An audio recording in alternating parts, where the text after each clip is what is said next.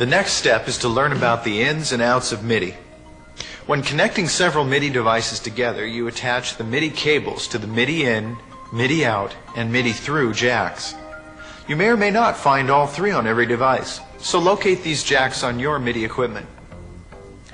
Each one has a very specific function, and in many cases, the available jacks determine where a device will be placed when setting up a MIDI system. A MIDI in jack is where a device receives incoming messages from another piece of MIDI gear. In other words, by connecting a cable to this jack, your device can be slave to some other piece of MIDI equipment. On a tone generator, this provides access to its sounds. On a sequencer, this allows you to record the performance from a master controller. Any outgoing messages from a master or controlling device are sent from the MIDI out jack. This is connected to another unit's MIDI in. Let's try an example. Open your workbook to System 1. In this system, Controller A could be any master controller, a MIDI percussion unit, a wind MIDI controller, etc. In this case, it's a keyboard controller that makes no sound of its own. Synthesizer B, also a keyboard, has stereo audio outs labeled left and right. Let's say we want to control the tone generator in synth B. In other words, we want to play A and hear B. Also in this system is a mixer, power amp, and speakers. Now, using solid lines for MIDI and dotted lines for audio, pause the tape now and take a moment to fill in the appropriate MIDI and audio connections. In this example, Controller A sends data to Synth B, so connect A's MIDI out to B's MIDI in. To hear B's audio, connect its left and right audio outputs to inputs 1 and 2 on the mixer. The output from the mixer goes to the power amp, and the power amp goes to the speakers. Many devices also have a MIDI through jack. Messages that enter at MIDI in pass through the device and are sent unchanged from the MIDI through jack. Notice how this differs from the MIDI out, which sends data that comes from within the device. MIDI through is useful for linking several devices together in a MIDI system. Let's say we have MIDI controller A and 3 MIDI synths B, C, and D. Each synth has its own keyboard and sound source. Now the basic rules of MIDI say always connect a MIDI out to a MIDI in, or always connect a MIDI through to a MIDI in. If you are playing the master controller and want to get to all of these devices simultaneously, connect its MIDI out to MIDI in. From here, it's MIDI through to MIDI in, through to in, and so on. This is called daisy chaining. In this example, Controller A could simultaneously play B, C, and D. In addition, B, C, and D can also be played independently without controlling anything else, since their MIDI outputs are not being used. Here you can see that when laying out a system, a device that does not have a MIDI through jack must be connected at the end of a chain. Because MIDI data has no way to pass through it, it must obviously be the last device in a chain. Okay, let's review things for a minute.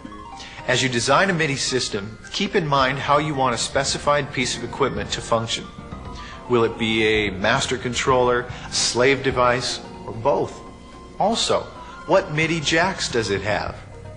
This will help you decide how to lay out your MIDI system. Open your workbook and take a look at System 2. Here, you'll notice 2 synthesizers and a drum machine. Synthesizer A will be our controlling keyboard. It has a MIDI in and a MIDI out jack. Synthesizer B will be a slave sound source. We may occasionally want to play its own keyboard and listen to its sound without controlling any other MIDI device. Notice that it provides in, out, and through jacks. The drum machine may be played by itself, or we may access its internal drum sounds from Master Keyboard A. It has MIDI in and MIDI out jacks. Also, notice the 6-input audio mixer, the power amp, and the speakers. Again, using solid lines for MIDI and dotted lines for audio, pause the tape now and take a moment to sketch out the MIDI and audio connections for this system. To use synthesizer A as the controller and synthesizer B as the slave, connect A's MIDI out to B's MIDI in. To also control the drum machine, connect B's MIDI through to the drum machine's MIDI in. Now let's look at the audio connections. Connect A's single audio out to one of the mixer's inputs. Do the same for synth B as well as the drum machine's stereo audio outs. In this system we can play synthesizer A and just hear it and synth B without the drum sounds. Or we can play A and just hear the drum sounds. Or we can hear all three together. Remember earlier we briefly mentioned that MIDI allows you to send and receive messages on different channels. In this way, you can control specific devices within a more sophisticated MIDI system.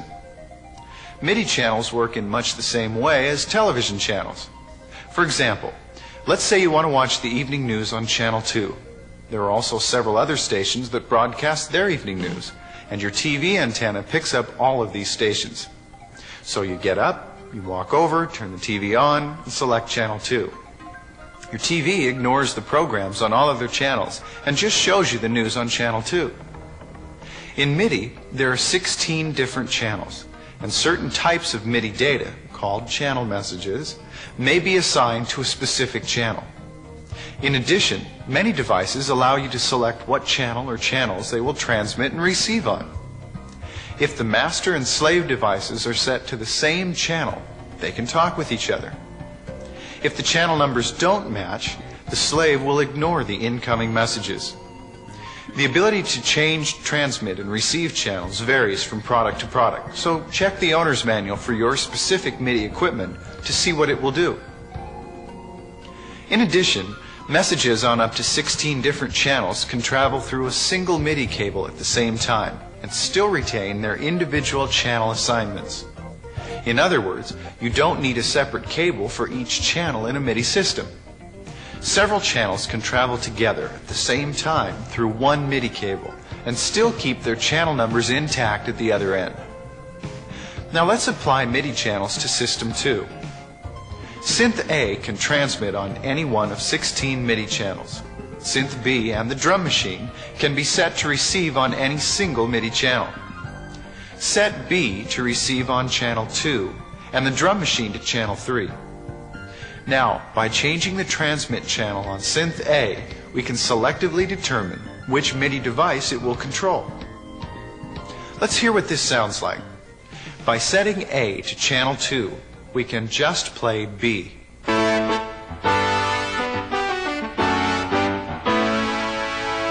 On channel 3, we can now play just the drum machine.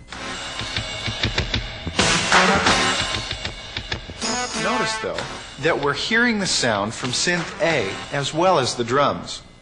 There are a couple of different ways around this.